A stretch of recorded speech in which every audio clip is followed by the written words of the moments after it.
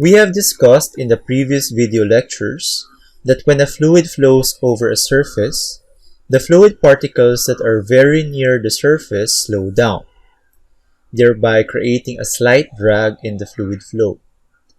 Based on this discussion, we shall now explain what a velocity boundary layer is. Suppose that we have this solid object over which air flows at a velocity of 100 meters per second. We know that once air reaches the surface of this object, some air particles will eventually slow down.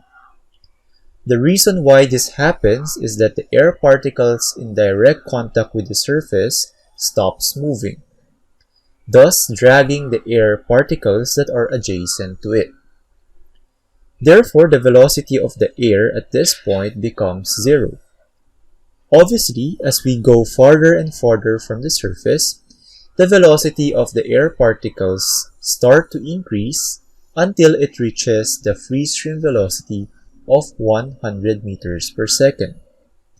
Now, how do we determine the portion of the velocity boundary layer? The answer lies on the point at which the air particle velocity is equal to 99% of the free stream velocity. The point at which the air particle velocity is equal to 99 meters per second corresponds to the tip of the velocity boundary layer. If we trace all of the points above the surface of this object at which the velocity of the air particle is 99 meters per second, we will see that the velocity boundary layer region looks this way. The velocity boundary layer is the region in which the viscous force affects the fluid flow. On the other hand, the rotational flow region is the portion in which the viscous forces no longer influence the fluid flow. The thickness of the velocity boundary layer is denoted by the small Greek letter delta. As you can see in this illustration, the boundary layer gets thicker as we go farther from the leading edge of the plate.